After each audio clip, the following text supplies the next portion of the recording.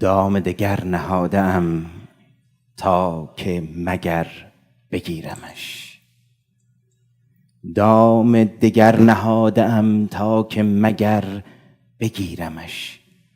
آن که بجست از کفم بار دگر بگیرمش. آن که به دل اسیرمش در دل و جان پذیرمش. گرچه گذشت عمر من باز ز سر بگیرمش. I have set another trap, hopeful to catch the beloved. The one who escaped my hand, I'll catch again.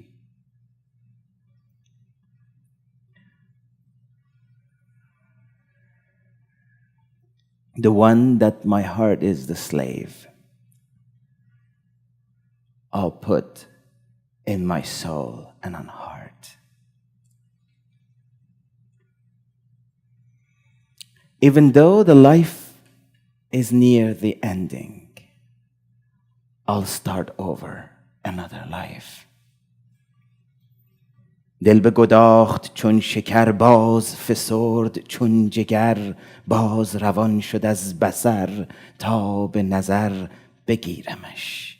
راه برم به سوی او شب به چراغ روی او. چون برسم به کوی او حلقه در بگیرمش.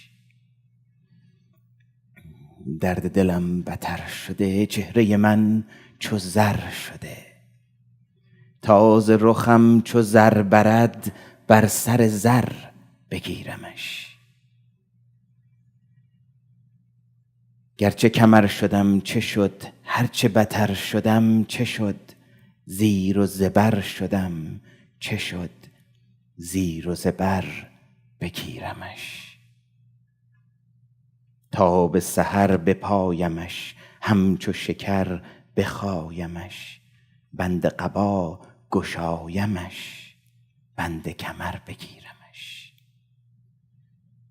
خواب شده است نرگسش زود درآیم از پسش. کرد سفر به خواب خوش راه سفر بگیرمش. This entire ghazal is about I'll catch the beloved again. It's about I lost the opportunity. I had the beloved and I'll catch the beloved again. My heart is burning. The beloved is gone from the sight. But with the sight of wisdom, I'll catch the beloved again.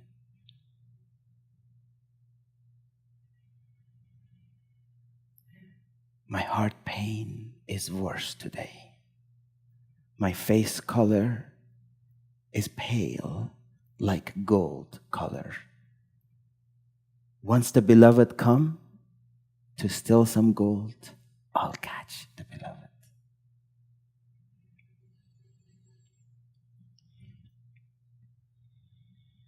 I'll follow until morning, until dawn. I'll follow on the path. I don't sleep. And once I find, I don't let go. The beloved's beautiful eyes are sleepy, cannot hold longer.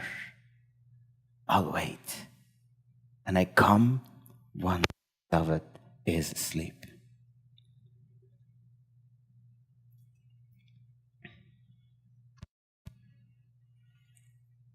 This poem is all about how the seeker, the lover, never stops, never loses hopes, and is even aggressive and greedy for love,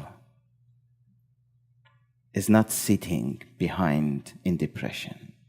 No, this lover knows what is the treasure, found it, tasted it, and wants it, and will not stop that wanting, that seeking.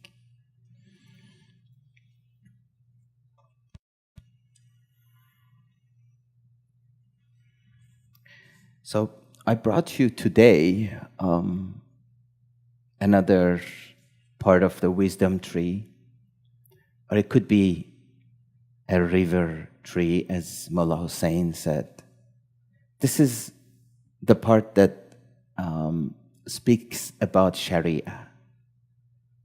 But so much of the path and knowledge, Mullah Hussein, when he actually summarized Rumi's work in a syllabus that I use a lot, he put the entire work of Rumi's teaching, Masnavi, into 3 chapters: the Sharia, the Tariqa, and the Haqiqat. The Sharia is the path that's more related to the religious aspect, but it's not the same as religious scholars talk about. It's more related to how we hold ourselves, how we keep our body, our action, make it more beautiful, meaningful, how that helps us to perfect. In that branch, on the 4th branch, there is hierarchies of science and mind. And I go very, very shortly on what Mullah Hussein, who explained Rumi's work, very short and precise. I want to share with you his words. He says, for the Sufis and the hierarchy of science, for the Sufis, science is divided into 3 nature, hierarchical nature. First is the science of Sharia, which was revealed at the commencement to evolve the form and the flesh. The form of the flesh or body in action and speech, in beauty and perfection. Second is the science of Tariqa, to evolve the qualities of ego and spirit and beautifying them with adornment of divine attributes.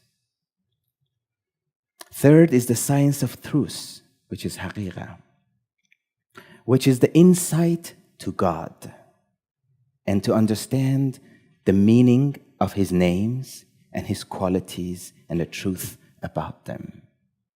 So on this 3rd level, we're all planning to become God.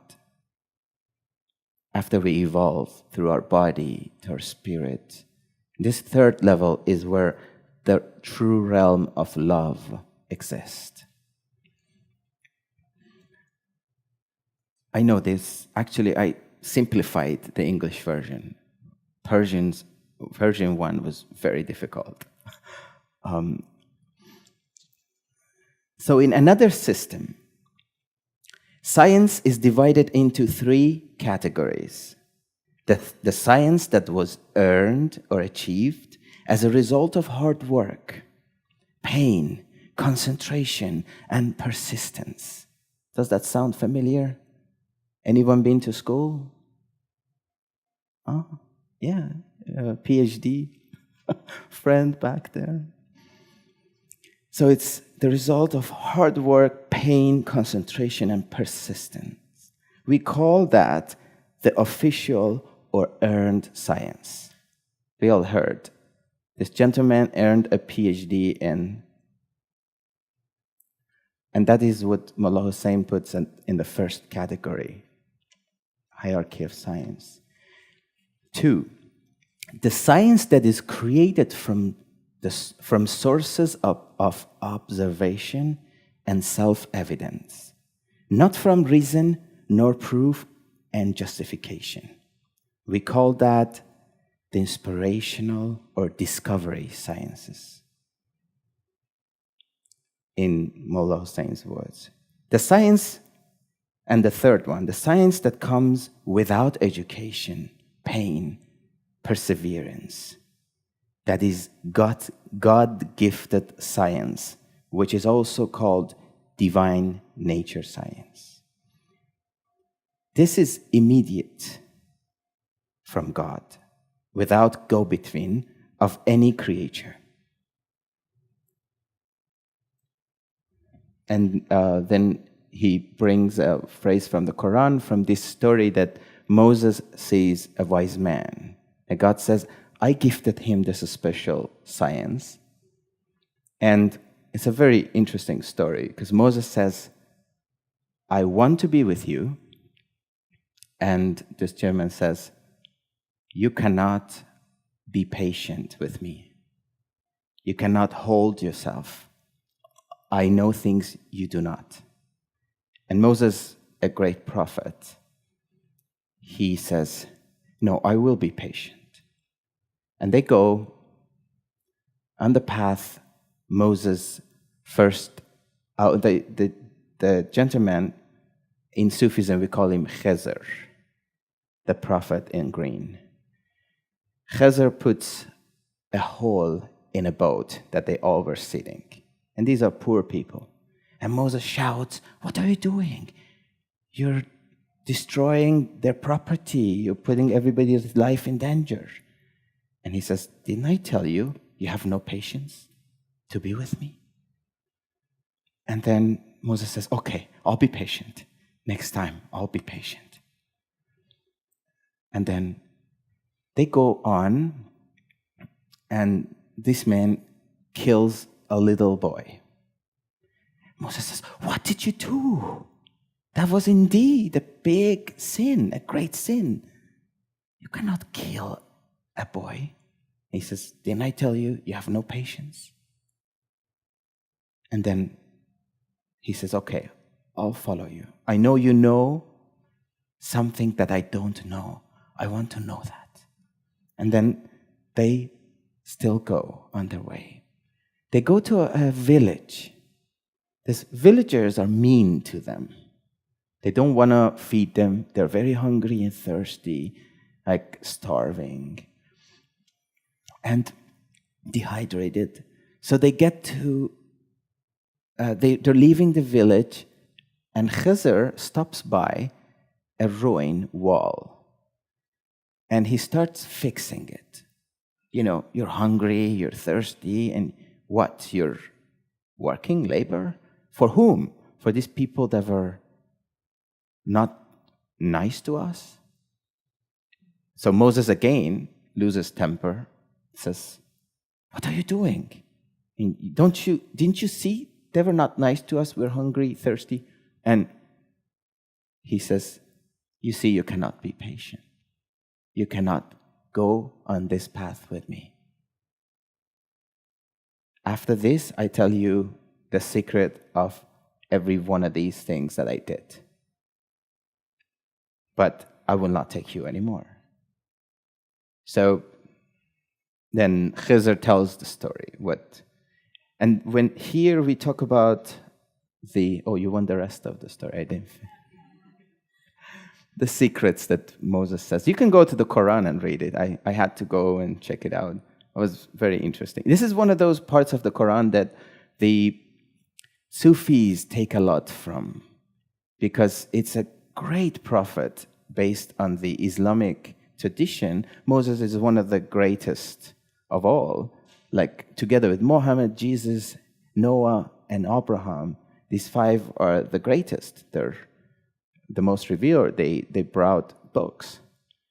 And him not knowing something mentioned in the scripture and following an unknown man that God gifted a special science was always very intriguing for the Sufis. The Sufis loved this story. They said, we are part of that side of the story. we're part of that. So he says, the first one, when I put a hole in the boat, because there was a very cruel king ahead of us, and he was taking everyone's boat and ship, because he's going to the war. He's taking everybody's boat that works. I put a hole in it, it's damaged, and these people were poor, so he would not take their property. The second thing is a little more difficult. He killed a boy. He says this boy was going to be a great danger to himself, to the society, and to his parents. Yes, I killed the son, and God will give them, the parents, a better one. And the third, he says, if I recall well, that, the wall. Yes, these people were mean to us. They were mean people. But there were 2 orphans in the city, in this village. And there was a treasure under this wall. The wall was getting ruined, and soon the treasure will be discovered. So I fixed it until the orphans become of age, and by then they can find the treasure for themselves. And now, goodbye, Moses. So that story, I think, is part of that story. Part of the verses of the Quran is here to mention the third science is a God-gifted science. Has not come from hard work, perseverance, not sleeping at night to take exam, not that kind of an earned knowledge. It was gifted.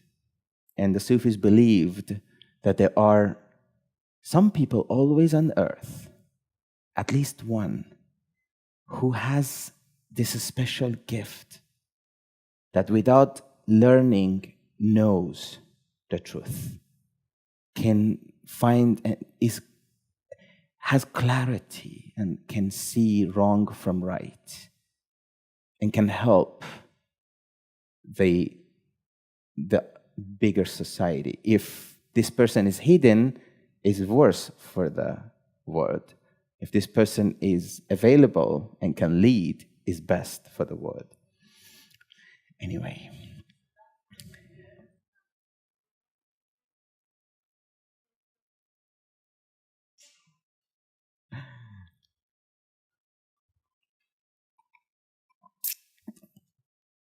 Yes, it's a very, very popular thing in also human psychology, that someone comes and saves us instead of we save ourselves. That we constantly look for someone that comes and save us. And that's why, yes, now we're capable of voting that way, because we really, really crave for any kind of savior. Sometimes it goes that way. So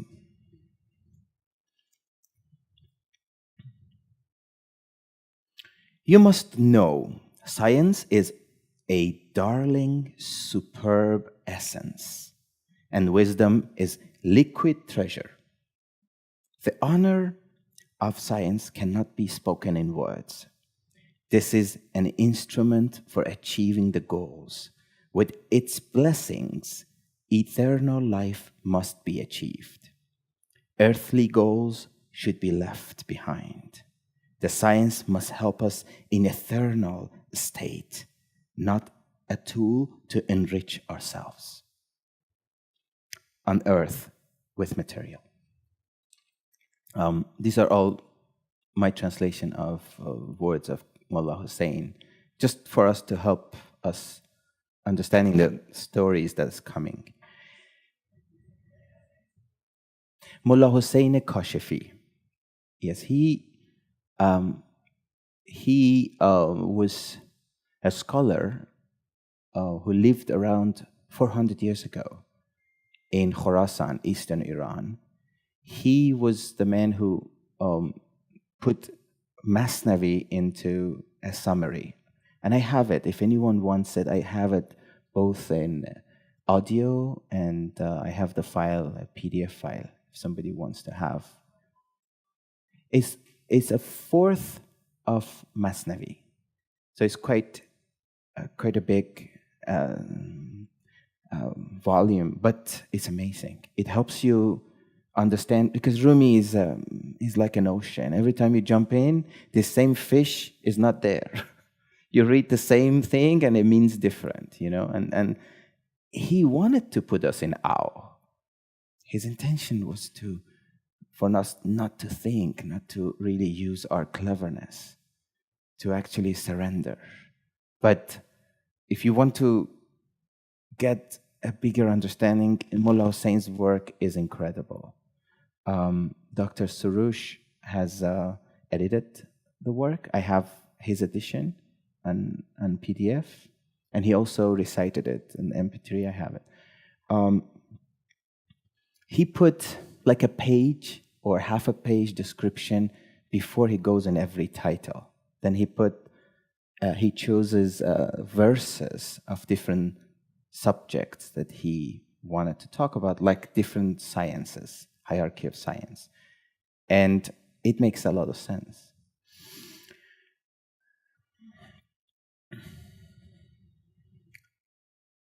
Science is eternal, wealth is perishable.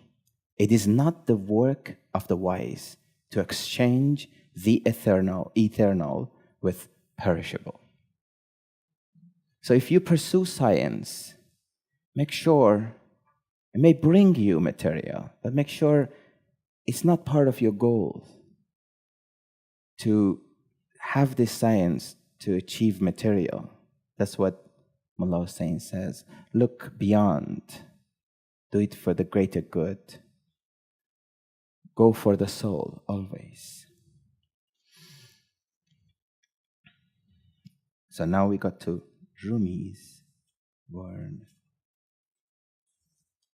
I'm not reading the Farsi. I just read like three sentences, so you know. No, it's Mullah Hussein's work. You want me to read it? Okay. نهر چهارم در بیان علم و عقل و مراتب ایشان و این نهر به دو رشحه انقسام می‌یابد. رشحه اول در توضیح مراتب علم و علم نزد عرفا منقسم باشد به 3 قسم.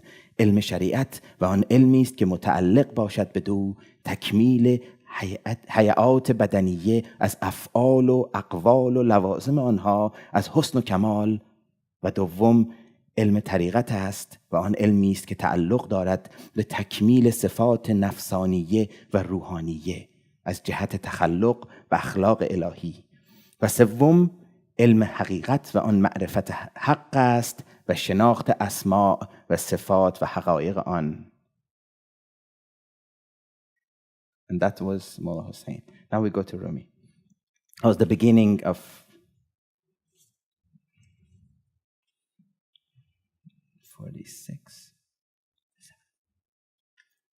خاتم ملک سلیمان است علم، جمله عالم صورت و جان است علم. علم دریایی است بی حد و کنار، طالب علم است غواص بحار. گر هزاران سال باشد عمر او نگردد سیر خود از جستجو. کان رسول حق بگفتن در بیان، این که منهومان هما لا یشبعان. طالب الدنیا و توفیراتها، طالب العلم و تدبیراتها. So I translated. You don't have it in your handout. You have a little bit later on. It was too many pages. Science is the ring of King Solomon. The universe is made of flesh. Its soul is the science. This is Rumi, by the way. I'm translating Rumi. Science is an ocean without shores and limits. The seeker of science is a pearl diver. A pearl diver that is diving in the ocean of God. An ocean always reminded Rumi of God. The seeker of science is this pearl diver that goes down to the ocean of God to find secrets. If the diver is thousands years old, never gets contented from seeking. This diver is always craving for more. Doesn't matter how old he is. The Prophet said, "Two hungry on this earth are never satisfied. The one who seeks money and the seeker of science." Therefore, if you behold and contemplate here, this science is not the one from this earth, but from eternity. It is to take you off from the earth and lead you to the other place.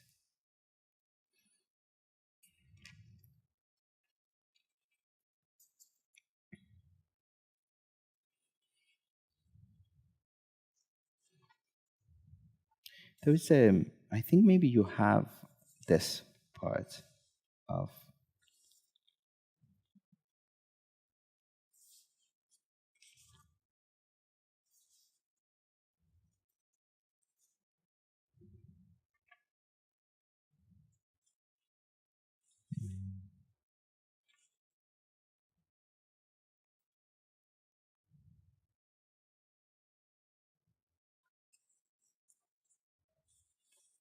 Any questions?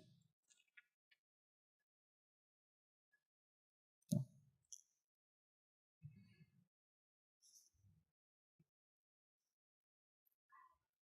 Go ahead.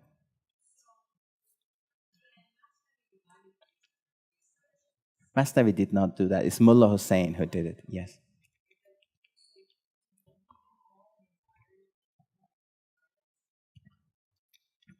Hey, Mullah Hussein knew Masnavi pretty well. So yes, of course, he went through the entire Masnavi, of course, yes.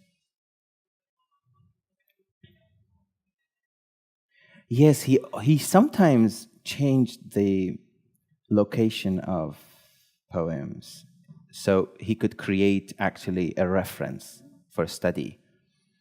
I would say if somebody wants to learn Masnavi, this is an amazing door to enter. This beautiful palace that Mullah Hussein Kashifi created of different titles, and everything comes, because Rumi talks about different things in every verse. He was not intending to talk about this subject only. He told the story, and whatever came, he get it out. He had a pure soul that just gave away. He was not about thinking.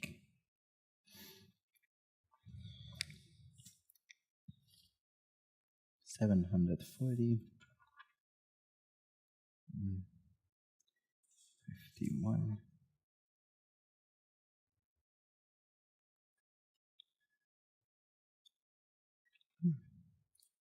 Oh, there is a story that comes here. I found it. Do you have page number 48 in your handout? The Farsi? 48, no? Oh, it starts from 55. You don't have this one either. Okay, there's a story. It's a very interesting story in Rumi's work. You also don't have it in English because I brought only Coleman Barks' translated version of one of the stories that come at the end. So bear with me. گفت دانایی برای داستان که درختی هست در هندوستان. هر کسی که از میوه او خورد و برد، نی شود او پیر، نی هرگز بمرد. پادشاهی این شنید از صادقی، بر درخت و میوه اش شد عاشقی. قاصدی دانا ز دیوان ادب، سوی هندوستان روان کرد از طلب. So the story goes, I translated it. A wise man created a story to teach his students. The story goes, there is a tree in India, whoever eats the fruit does not age, nor does he die. This is the story. The king heard it from an honest man. He fell in love with the tree and its fruit. He sent a knowledgeable messenger from his court of science to India. It's a very interesting beginning. So a wise man creates a story to teach something. Somebody very honest hears the story and goes tells the king. King takes it as face value. There is a tree in India, and whoever eats the fruit is not going to age and will not die. سالها میگشت آن قاصد از او گرد هندوستان برای جستجو شهر شهر از بهر این مطلوب گشت نی جزیره ماند و نی کوه و ندشت هر که را پرسید کردش ریشخند کین که جوید جز مگر مجنون بند چون بسی دیدن در آن غربت تعب عاجز آمد آخر الامر از طلب کرد عزم بازگشتن سوی شاه اشک میبارید و میبرید راه. So the man is working at the court of science. He's a good messenger. He's going to India to find the tree. The messenger traveled all through India for years in search of the tree. There was no island, no city, no mountain, and no savanna left that he did not search. Whoever he asked mocked him. Who would search for such a tree? Only a madman in chain. He suffered in that stranger land, eventually helpless and hopeless from seeking, decided to go back to the king, empty-handed. Pouring tears, traveling back towards the king, on one of his stops, he heard about a great wise man, or a universally wise sheikh, guru.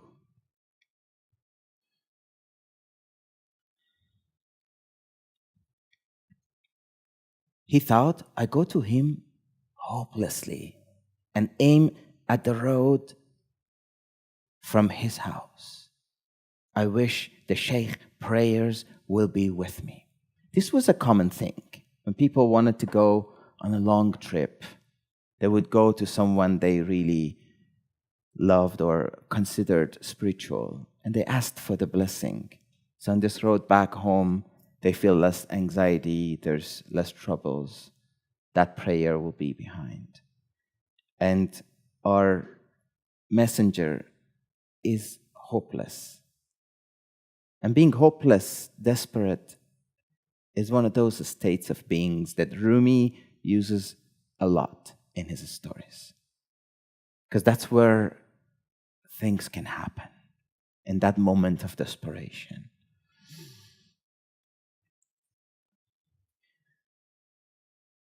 بود شیخی عالمی قطبی کریم اندر آن منزل که آیس شد ندیم گفت من نومید پیش او روم ز آستان او به راه اندر شوم تا دعای او بود همراه من چون که نومیدم من از دلخواه من رفت پیش شیخ با چشم پرآب اشک میمارید مانند سحاب گفت شیخا وقت رحم و رقت است ناامیدم وقت لطف این ساعت است گفت واگو کس چه نومیده ایستت چیست مطلوب تو رو با چیستت گفت شاهنشاه کردم اختیار از برای جستن یک شاخسار که درختی هست نادر در جهات میوه او مایه آب حیات سالها جستم ندیدم یک نشان جز که طنز و تسخر این سرخوشان شیخ خندید و بگفتش ای سلیم این درخت علم باشد در علیم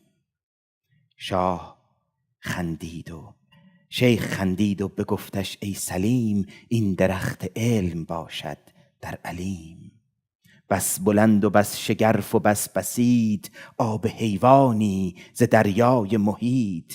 تو به صورت رفته ای بی خبر، زان ز شاخ معنی بی بار و بر. گه درختش نام شد گه آفتاب، گاه بحرش نام گشت و گه سحاب. آن یکی کش 100,000 آثار خواست، کمترین آثار او عمر بقاست. I finished that story in Farsi. Now we go to English. So he goes to the sheikh, pouring tears, hopeless, desperate, cannot face the king without bringing what the king asked for. He loves the king. He's a true messenger. Sheikh, this is time for compassion. Please have mercy on me. I am hopeless. This is time for help. His eyes tearful like the clouds pouring. What has made you hopeless? What it is you are seeking? He told his story. Sheikh laughed. Simple-minded.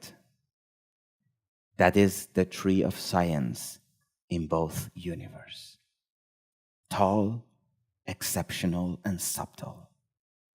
The water from the ocean of God that universes are immersed in. You have gone after the form unaware. That's why your branches are empty from meaning. Sometimes they call it tree, sometimes sun, sometimes ocean, sometimes cloud. That has 100,000 fruits, that tree. The least of them is eternal life that you were seeking. There's an important metaphor here in the story. So we have someone going from the court of science of the king. So he must have known science. He's a scientist. Going after the tree, searching everywhere. That's what a scientist should do. And never giving up. Every island, every savanna, every mountain, every city, every village. Everybody mocks him until he comes to the end of the journey, that there's nowhere else to search. He does not give up. And finally he gives up. And he's not a man to give up. He's desperate, hopeless, tearful. Going back to the sheikh on the way, and he's not there to see a wise man. He's there to find the tree. But now that he's desperate, he's hopeless, that's when we look for guidance. That's when we look for some spiritual leader or a place to settle our heart. So in that moment is when he meets the guru. And what he says is, you've been after the form, not the meaning. After the shell, not the fruit. Otherwise, this tree, yes, is true. There is a tree. There's the tree of science.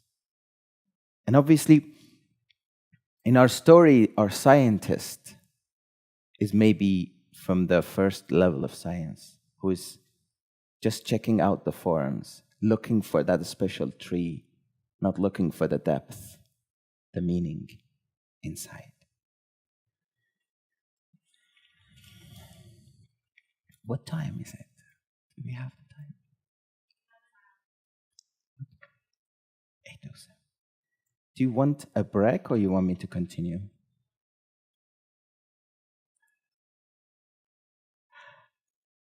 I can give you a break if you want. What? No, I don't. I can go for 24 hours. It's not. You'll take a break? So let's have 5 minutes, 10 minutes break and socialize. If you ask questions, ask me, and then we go to do your handouts after this.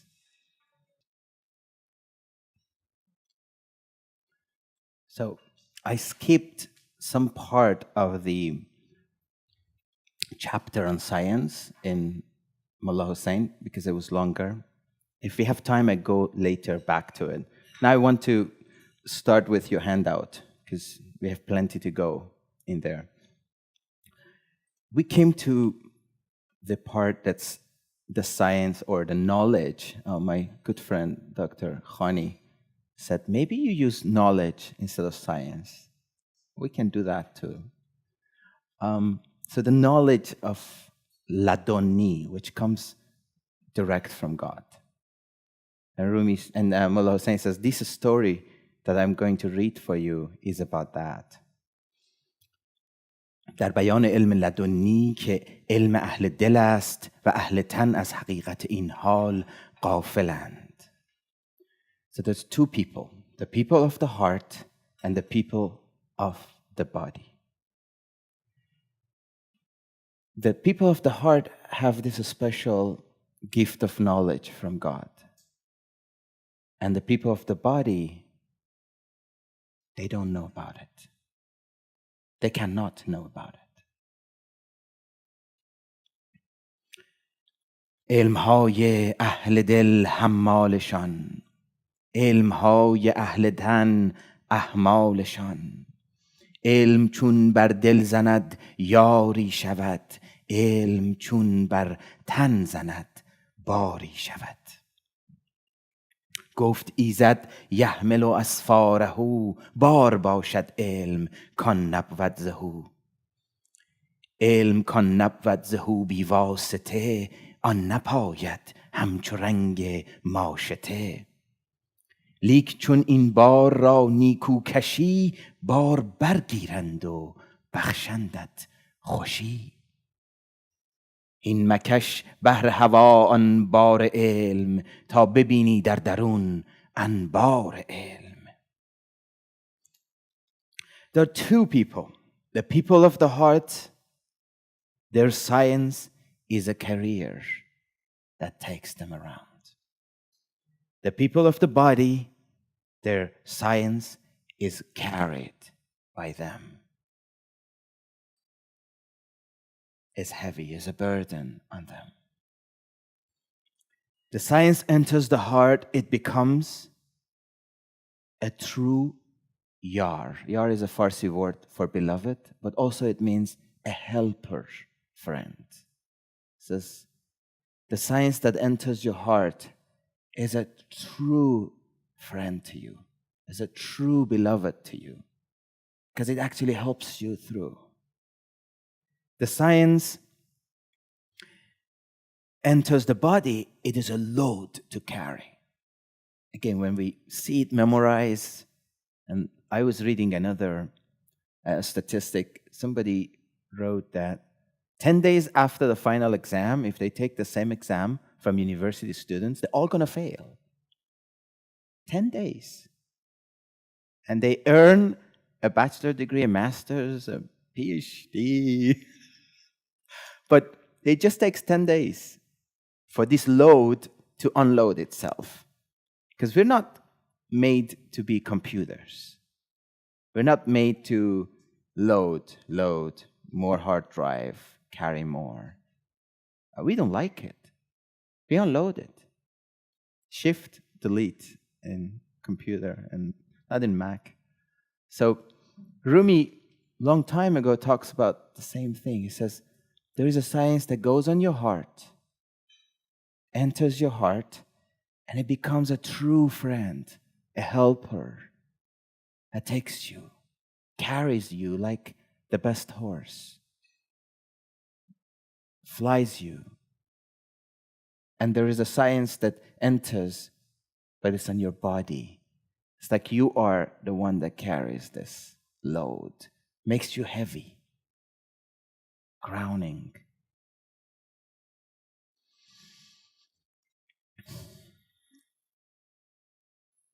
The science that is not from him is a load and will not last, is perishable.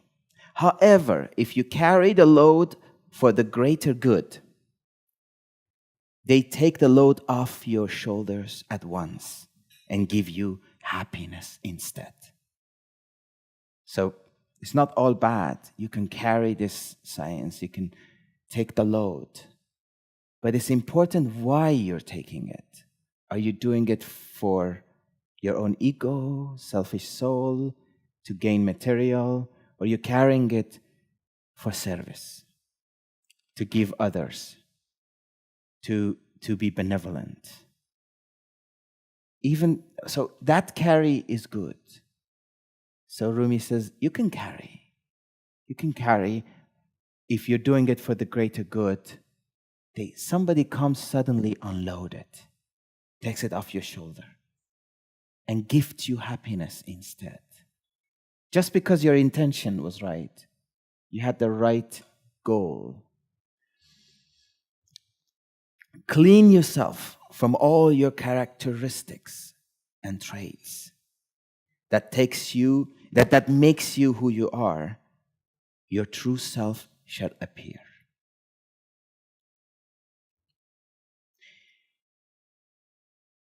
هین مکش بهر هوا انبار علم تا ببینی در درون انبار علم. Do not carry this load of science for your material desires. Don't. Listen to me. Eventually, you find within you the source of science. خویش را صافی کن از اوصاف خود تا ببینی ذات پاک صاف خود. بینی اندر دل علوم انبیا، بی کتاب و بی معید و اوستا، بی صحیحین و احادیث و روات، بلکه اندر مشرب آب حیات.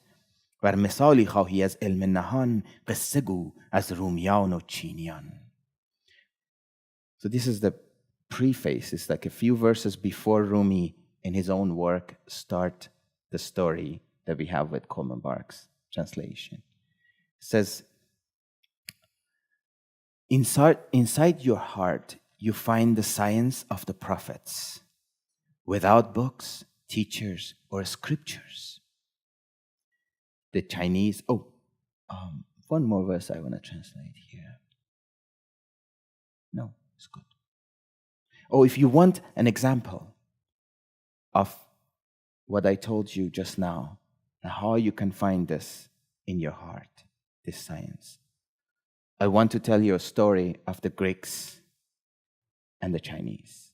And then Rumi goes to the story.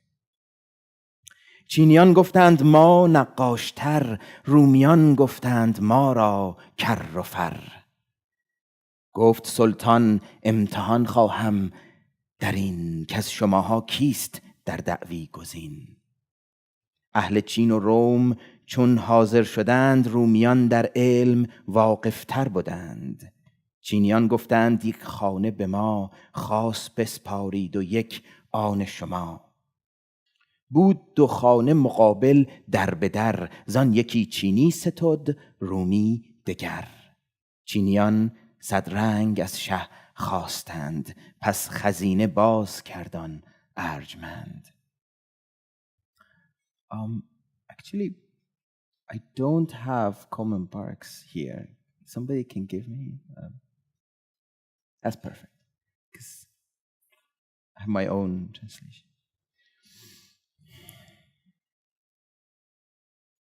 Yes, he has the preface too. The prophet said, there are some who see me by the same light in which I am seeing them. Our natures are one. Beautiful translation. Without reference to any strands of lineage, without reference to text or traditions, we drink the life water together. Here is a story about the hidden mystery. The Chinese and the Greeks. The Chinese and the Greeks were arguing as to hoover the better artists. The king said, "We will settle this matter with a debate." The Chinese began talking, but the Greeks wouldn't say anything. They left. The Chinese suggested then that they each be given a room to work on with their artistry. 2 rooms facing each other and divided by a curtain. So there's one sentence here that's not with the original. Rumi says that the اهل چین و روم چون حاضر شدند رومیان در علم واقفتر بودند. So they actually have a debate and the Greeks win because they're more knowledgeable. Coleman says they didn't want to talk. They stayed silent. But Rumi says they actually were better and they won. And now the Chinese say, okay, let's go and do something, show our art. No talking.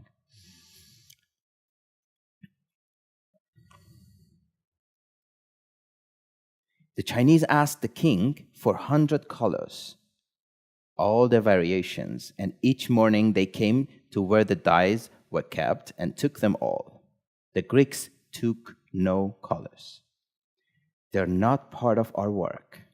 They went to their room and began cleaning and polishing the walls all day, every day. They made those walls as pure and clear as an open sky. There is a way that leads from all colors to colorlessness. Know that the magnificent variety of the clouds and weather comes from the total simplicity of the sun and the moon. The Chinese finished, and they were so happy. They beat the drums in the joy of completion. The king entered their room, astonished by the gorgeous color and detail. So I read some of the Farsi. Until here, they are at work.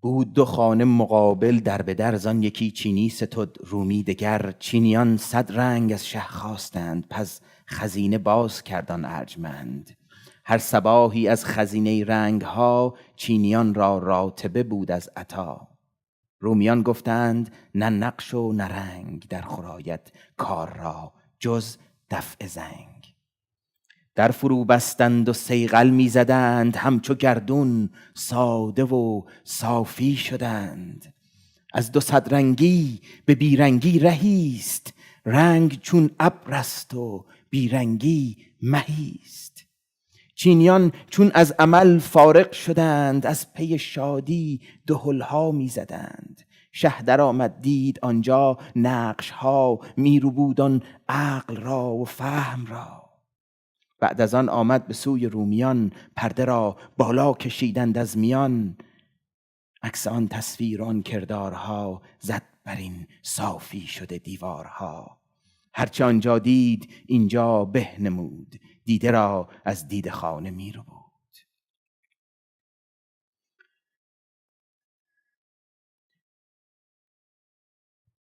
The Chinese finished and they were so happy. They beat the drums in the joy of completion.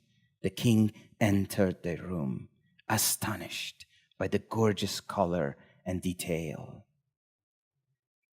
The Greeks then pulled the curtain, dividing the rooms.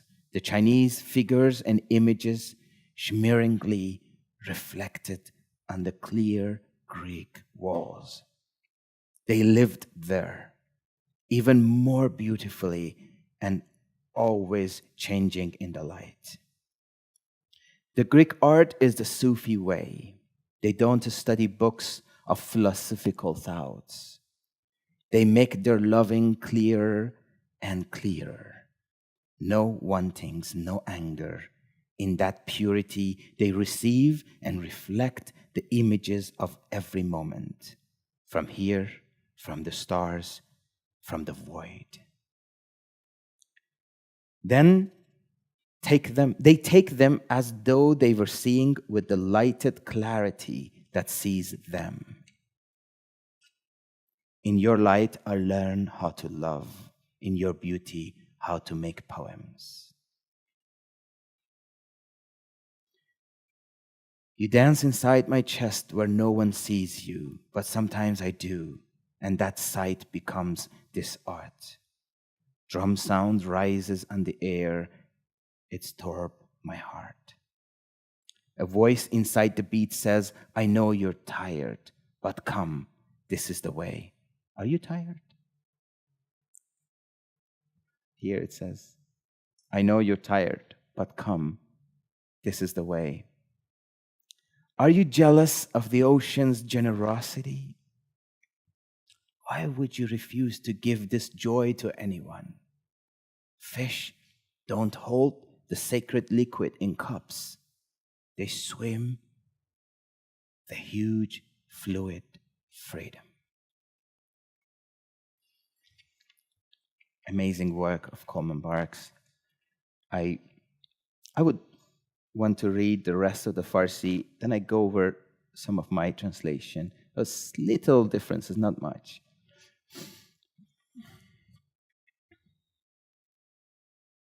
رومیان آن صوفیانند ای پدر، بی ز تکرار و کتاب و بی هنر. لیک صیقل کردند آن سینه ها، پاک از آز و حرص و بخل و کینه ها. لیک صیقل کردند آن سینه ها، پاک از آز و حرص و بخل و کینه ها. آن صفای آینه وصف دل است، صورت بی منتها را قابل است. صورت بی صورت بی حد غیب، زاینه دل تافت بر موساز جیب. تا ابد هر نقش نو کاید برو، می نماید بی حجابی اندرو. اهل صیقل رسته اند از بوی و رنگ، هر دمی بینند خوبی بیدرنگ. نقش و قشر علم را بگذاشتند، رایت علم الیقین افراشتند. گرچه نحو و فقه را بگذاشتند، لیک محو فقر را برداشتند. Yes, translation of Coleman Barks is very beautiful. Obviously, I did a much more literal translation for you, just to be as close. And of course, I'm not capable to be that poetical. That's why we have him. The Chinese said, we are the best painters. The Greeks said, we are the best artists. The king said, we will see who is better through a test. We will hear your debate. Both Greeks and Chinese appeared before the king. The Greeks knew more from the science. The Chinese said, let's test actions. Give us a house and give them a house. Both houses were facing each other, divided by a door. Chinese asked the king for 100 colors. The king was gracious. He opened his treasury. Every morning, the Chinese took loads of paints from the treasury. The Greeks said, no paint and no images is appropriate. We polish the rust. They closed the doors and began polishing. Clear and simple they became. There's a path from 200 colors that leads you to colorlessness. There's a path from 200 colors that leads you to colorlessness. Color is the cloud covering the colorless moon. The Chinese finished their work celebrating with music. The king arrived to see the artwork, images that blows the mind beyond comprehension. Then he came to the Greeks. They drew the curtains to unveil. Those mind-blowing images reflected on the polished, clear walls. Whatever the Chinese created looked better on the Greek walls. The eyes left their orbit in awe. Greeks are the Sufis, no reputation, no books, and no techniques. They polished their hearts to find clarity. The rust is the greed, stinginess, hatred, and material fascination. So if you want to do the polish that the Greeks did, you have to clear the rust. That's what they were doing when they closed the door. What is this rust? It's the greed, stinginess, hatred, and material fascination. If you're fascinated about something materially, it's the greed, stinginess, hatred, and material fascination. Find it in you. Kill it. That's the rust. That's why you're not clear. Clarity arrives after we polish it. The clarity in the mirror describes the heart of those who qualify to reflect the infinite image, which is God Himself.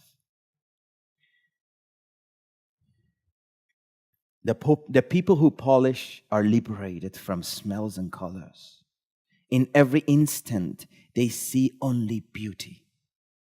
They left the form and shell of science. They left the knowledge of Arabic grammar and theology.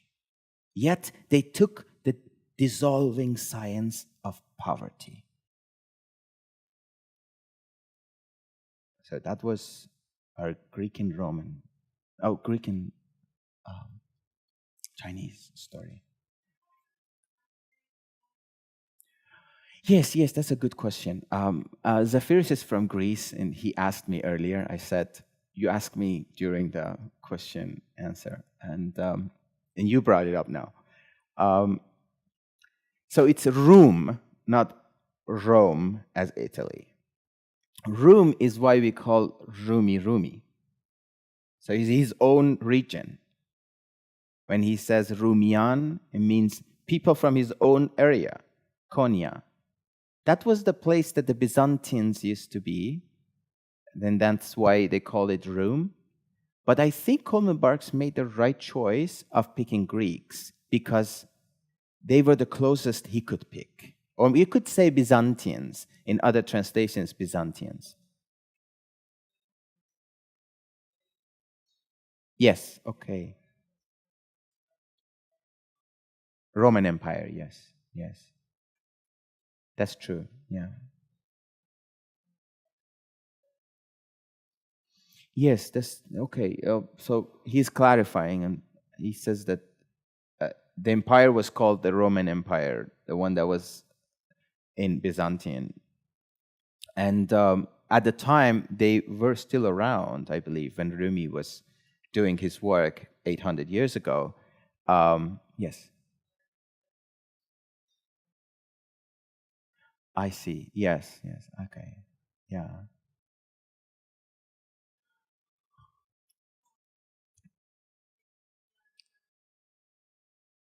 Mm-hmm.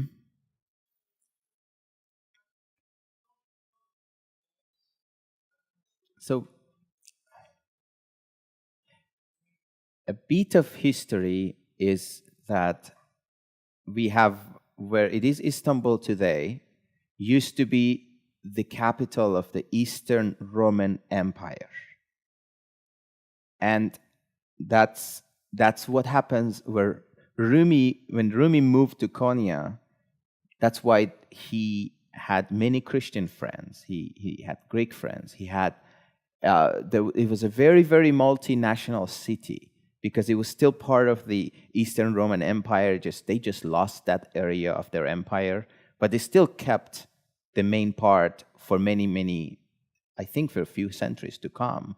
They still kept Byzantine, because he was 800 years. I don't know when they conquered that. But just for understanding Rumi and where he was, when he says Rum in this work, he actually means people that were from the Eastern Roman Empire, or the area that he was from at the time, because he was born in Balkh, Eastern Persia, today's Afghanistan, and then his father moved the family way all the way to the west because the Mongols were coming at the door, and that's why we have Rumi. Otherwise, he would be one of the millions that were killed by Genghis Khan's army.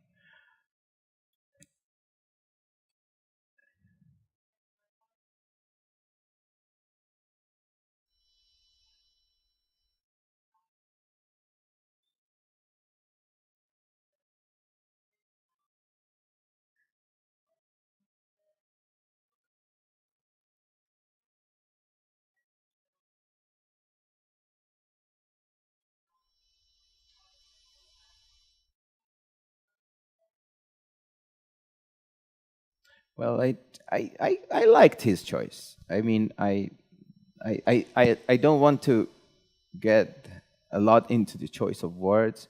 We can just change it. The meaning doesn't change. But I think it was not a bad choice, because it's still close enough. It's that part. The Greeks were part of the Eastern Roman Empire, so it made sense to Coleman to choose something that exists today, existed in the past, could be part of a thing. Yeah, and yeah. But it's just,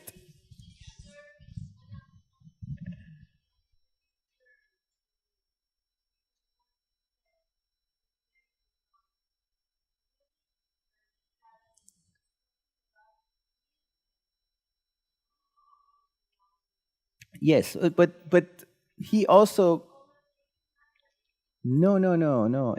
Rumi could say any other nation here, but at the end he clarifies. Says Rumian an Sufyanand ey pedar. He clarifies it.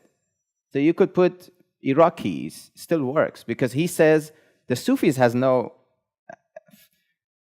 no national identity. They're Sufis. They could be from anywhere in the world.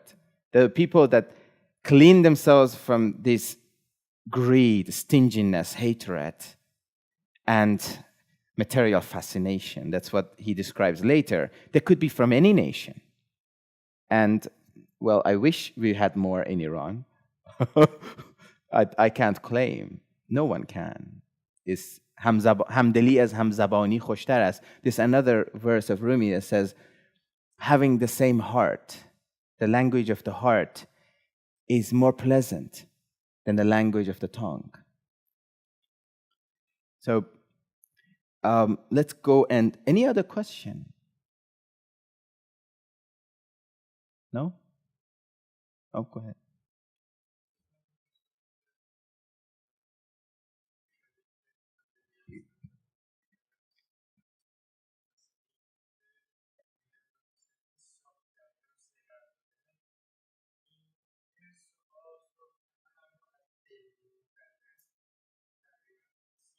بله بله بله.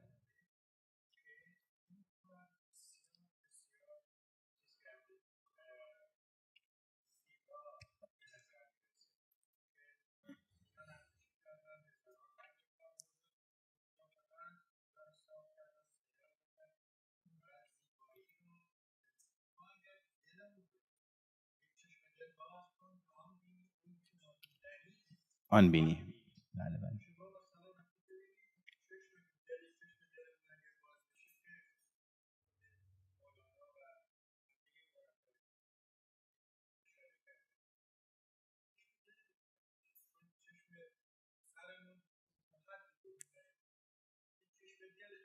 Yeah. Let me translate what you said, because we have many English speakers here. So he says that the main work is to work on the heart. And he brings another poems that are related, which is very true, that if we clean, this clarity that arrives, that opens the eyes of the heart. And that eye can see way beyond. But the eye in the head can only see the images on this earth. Another thing that came to my mind when I was reading the poem was Taj Mahal. When you think about it, if there was no pool, it would not be as significant. This beauty is always, when I see the picture, it's always the picture of this big pool that the main beauty of the building is reflecting on it. And you could imagine this water is the Sufis. And they're there to show the Chinese work, in a way. You can have this. That's what came to me when I was reading. Because that's also, it was built later than Rumi. It could have taken some ideas. And now we see lots of those buildings that have a Greek or Roman pool, mirror, the other house, which is humble, on the floor. But it creates so much beauty. It just makes the picture that was created, the art that was created, to a magnificent level.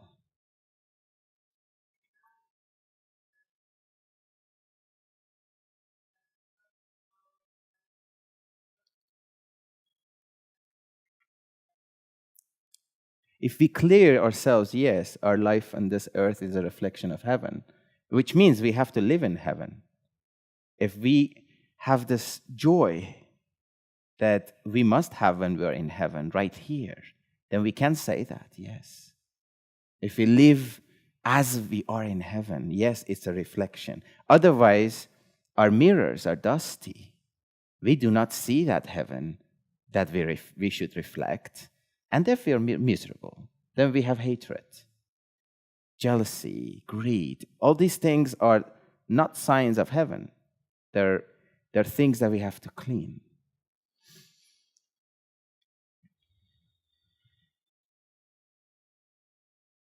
So there's one more story in Farsi. If you have no other questions, I can read that one too. You're not tired yet?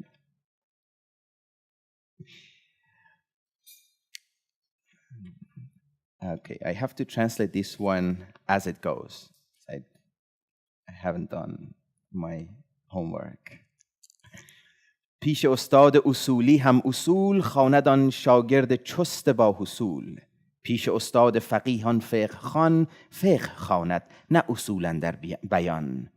پیش استادی که او نحوی بود جان شاگردش از او نحوی شود. باز استادی که او محو ره است جان شاگردش از او محو شه است. So here Mullah Hussein brought 4 verses to describe what type of a teacher you should pick. So he says, the students who follow the teacher who teaches morality, their soul is full of morality. That's what makes them move. The students that their teacher is a theologian master, they read theology, they don't read morality. That's what they belong to. They become like that.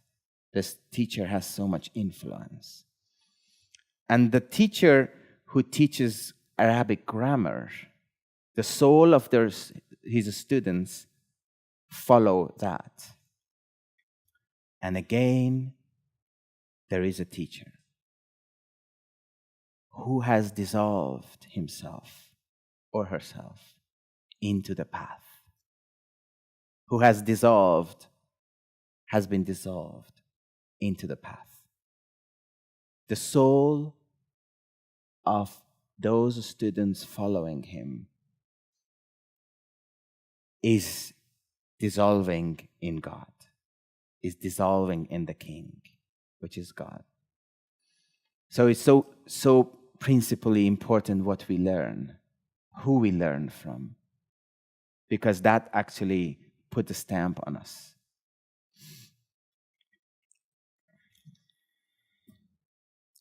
There's a story of Arabic grammar teacher, like professor. It was a very important science at the time because Arabic was the lingua franca of the entire region. Everybody wrote their work of art or poetry in Arabic, except for Persians who started their work 400 years later after Islam arrived. So let's read some of the Farsi. آن یکی نحوی به کشتی در نشست، رو به کشتیبان نهاد آن خودپرست. گفت هیچ از نحو خواندی؟ گفت لا. گفت نیم عمر تو شد در فنا. دل شکسته گشت کشتیبان ز تاب، لیک آن دم کرد خاموش از جواب.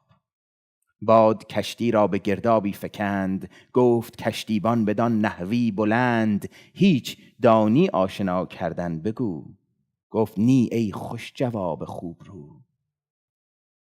گفت کل عمرت ای نحوی فناست، زان که کشتی غرق این گرداب هاست. It's a short story. We have an Arabic grammar professor who is traveling on a ship. He tells the captain, "Hey, captain, have you ever studied Arabic grammar?" And the captain says, "No." He says, and our professor says, "Half of your life is wasted." It's like a Persian saying. It means you didn't really do what you should have done, you wasted your life. And Rumi says that our professor is an arrogant, self-loving person, self-praising person. And the captain's heart is broken, but he says nothing. He stays silent. And then a bit later, there's crazy waves, and the boat is unstable. This ship, it's gonna drown. So now our captain shouts, "Have you ever learned to swim?" And he says, "No." He says, "All your life is wasted, since this ship is going to sink."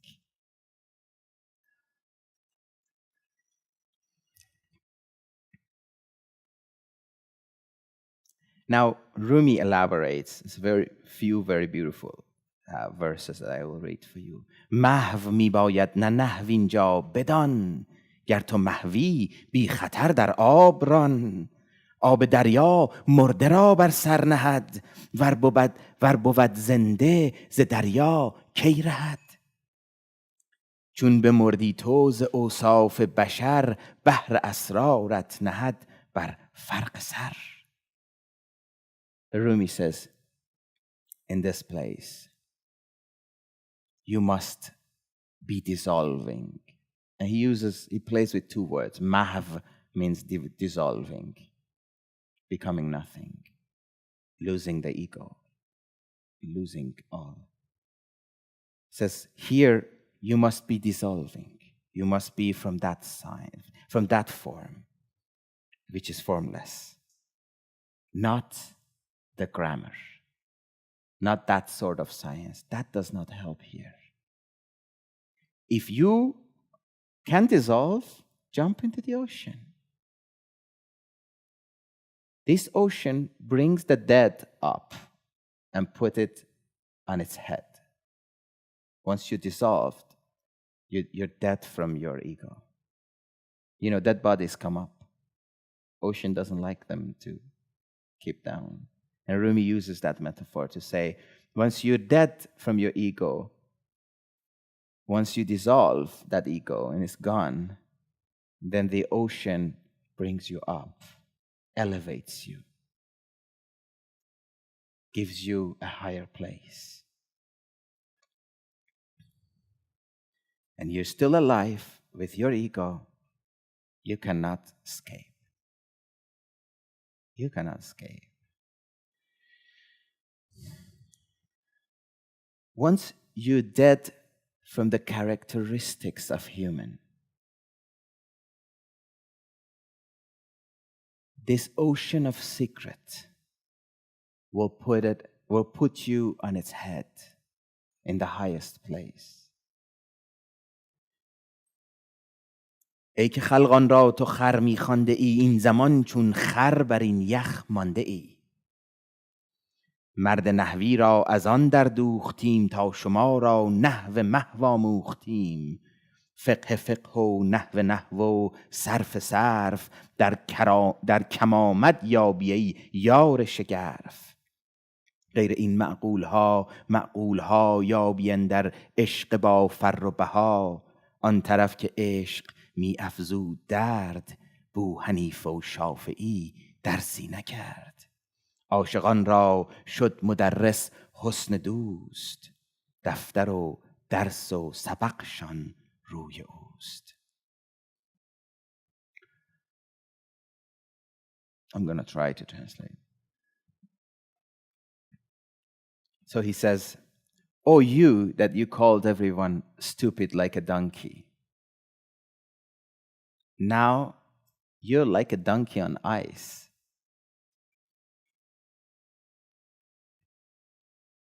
Stuck there.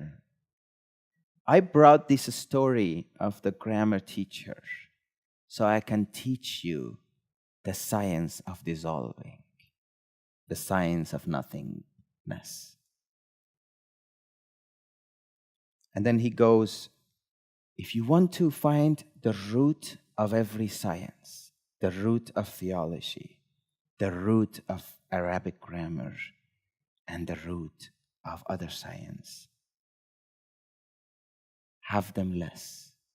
It's a very interesting, I'm trying to understand, explain it better.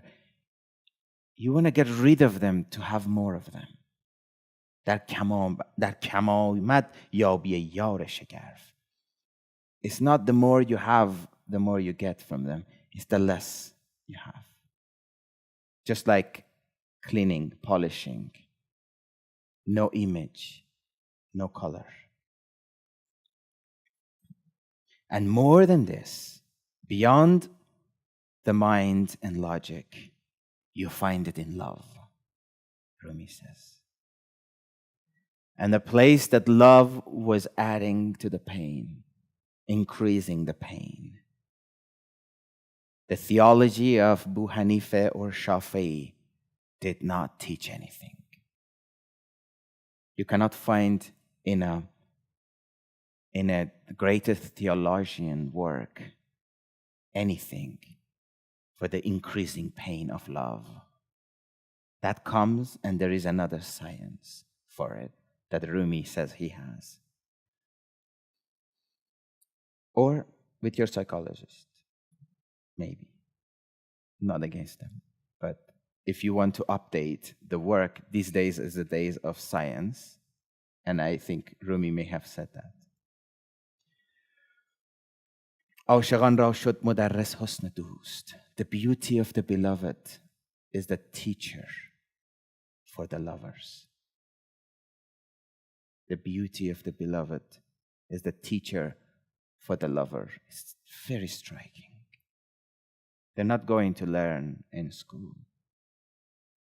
They look at the beauty of the beloved and learn. Love is a university. It's a place to learn. دفتر و درس و سبقشان روی اوست. Their books, their notes, their library is the face of the beloved for the lovers. Any questions? Yes. What? Oh, the stuff in the boxes are the explanation of what's coming up. No, I think most of them are from, some of them are from Rumi he brought, but most of them are from Mullah Hossein Kashifi. It's like, it could be also from Rumi that he just put there. But this book was composed by Mullah Hossein Kashifi, who actually put it in a syllabus way, that Masnavi, put this Masnavi into that form. Yes.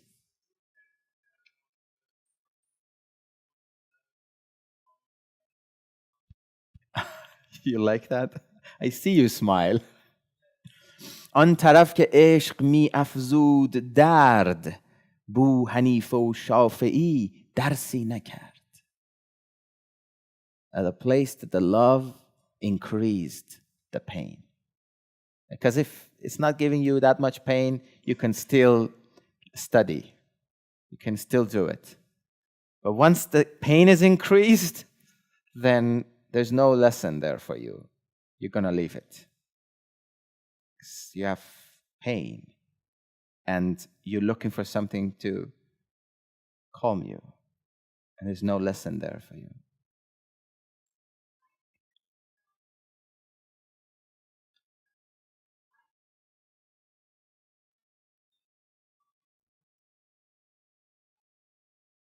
Absolutely. Yes.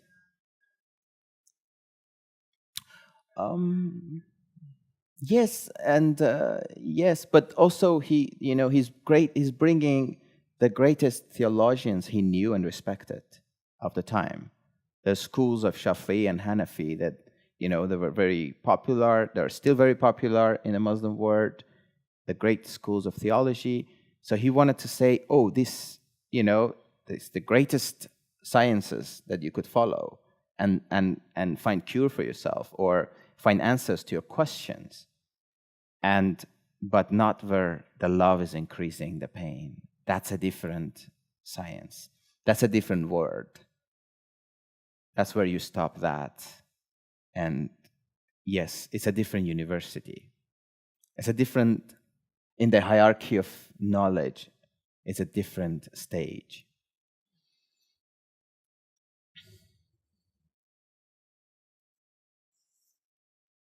More? You're not tired yet? Yes. You're tired?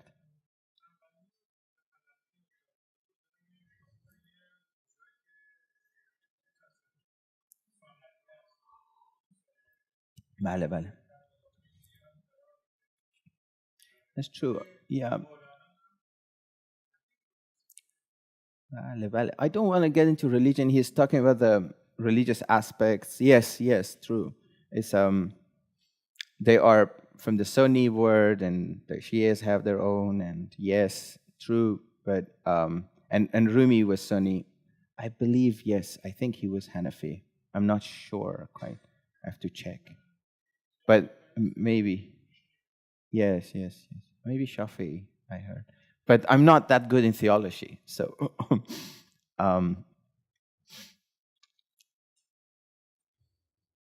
there's another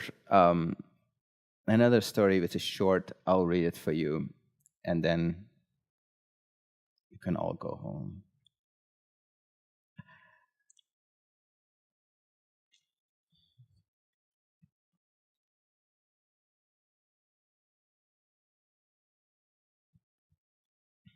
آن یکی را یار پیش خود نشاند، نامه بیرون کرد و پیش یار خواند، بیتها در نامه و مدح و ثنا، زاری و مسکینی و بس لابه ها. گفت معشوقی اگر بهر من است، گاه وصل این عمر ضایع کردن است. من به پیشت حاضر و تو نامه خوان، نیست این باری نشان عاشقان.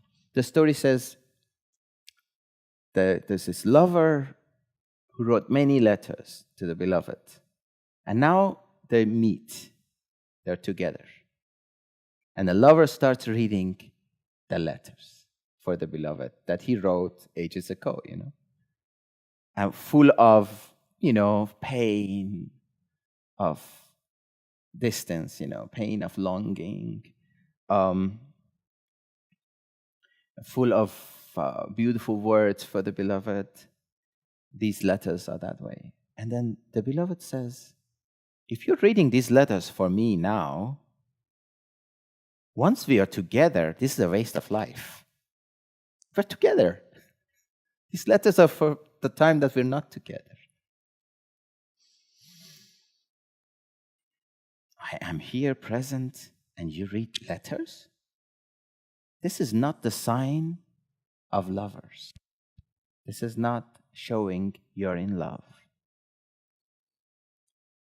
این خبرها از نظر خود نایب است، بحر حاضر نیست، بحر غایب است. هر که او اندر نظر موصول شد، این خبرها پیش او معزول شد. Rumi says these messages, these awarenesses, is this form of awarenesses is for the time that you're not with the beloved. You need to be aware. You need that awareness. And you need a message, a letter to keep you alert that there is a beloved. But once you arrive, you're united with the beloved. You don't need letters anymore. That's for that time. It's for the time that the beloved is not with you. Whoever who arrived and met the beloved would not need any of these letters and messages, nor any of these forms of awareness. چون که با معشوق گشتی همنشین، دفع کن دلالگان را بعد از این. So Dalale was the person that would introduce lovers and beloveds to each other, like, this matchmaker. Says, once you're with your beloved, forget the matchmakers. Now they're gone. They done their job. And that's those matchmakers are like these form of awarenesses we have when we receive messages from divine, from love. We have a special feelings. I'm more aware. I feel more close. It's not right there yet. And Rumi says, once you arrive, you don't need these little things anymore. هر کس طفلی گذشت و مرد شد، نامه و دلاله بر وی سرد شد.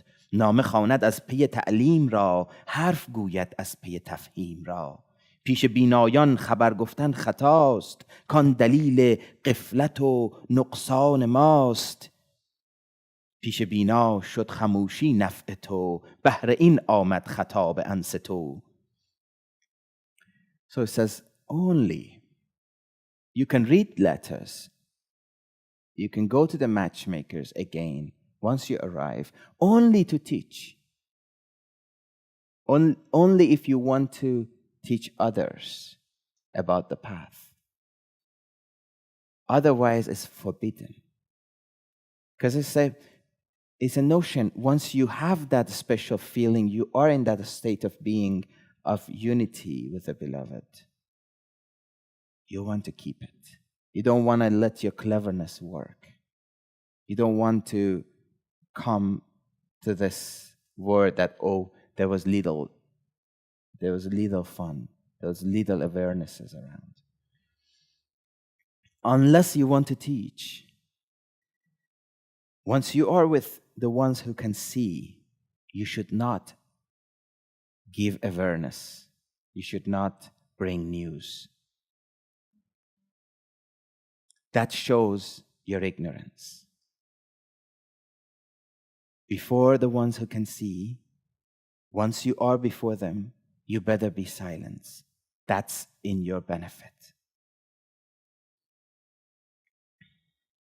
چون تیمم با وجود آب دان، علم نقلی با دم قطب زمان. خیش ابله کن تبع میرو سپس، رستگی زین ابلهی یابی و بس. Make a fool of yourself and follow.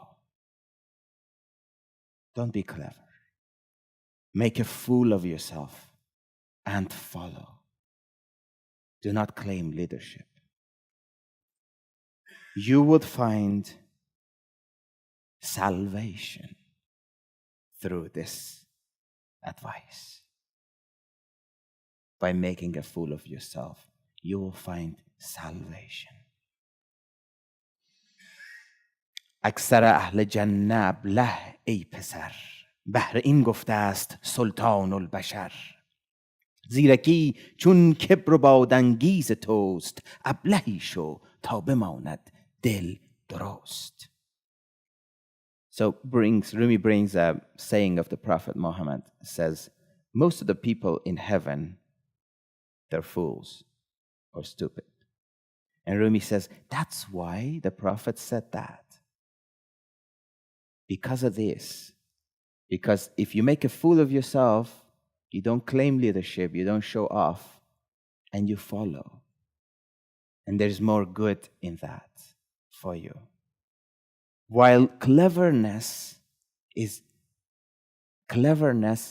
the source of arrogance, makes you show as arrogant, create arrogance in you. Once you show how much you know, you show your cleverness. Make a fool of yourself so your heart stays perfect. زیرکی چون کبر و بادانگیز توست، ابلهی شو تا بماند دل درست. ابلهی نه کو به مسخرگی دو توست، ابلهی کو واله و حیران هوست. And now I'm not talking, Rumi says, I'm not talking about the fool that make fun of everyone or people make fun of. Not the kind of a mocking fool.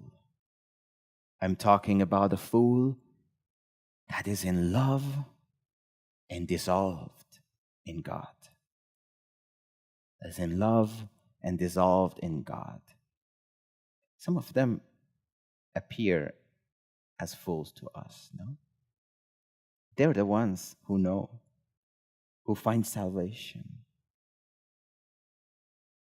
But we can't quite mock them or laugh at them. We can kind of look and say, this guy kind of foolish.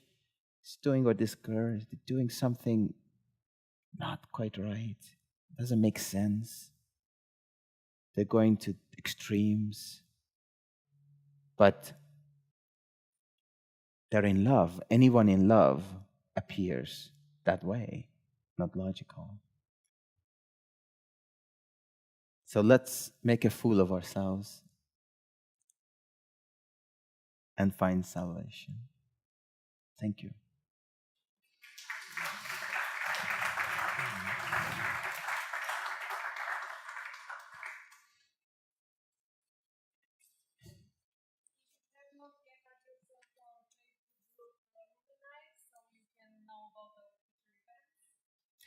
Yeah. And one more thing, I am about to go out of the country.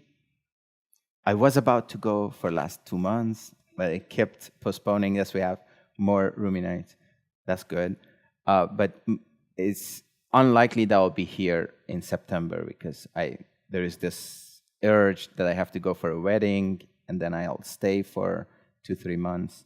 I think hopefully next time we see each other will be in November, if I get back by November. But also, if you'd like to leave us your emails or phone numbers, we usually text everybody that we have their information. I do it myself, and also email. We have the Rumi Night Facebook group that Natalia manages, and if you add yourself there, you get all the updates. If you have any other questions. But officially, we're closed. So if people are tired and they want to go home, please, by all means. Or you can help yourself with the fruits, tea, and just officially, we're closed.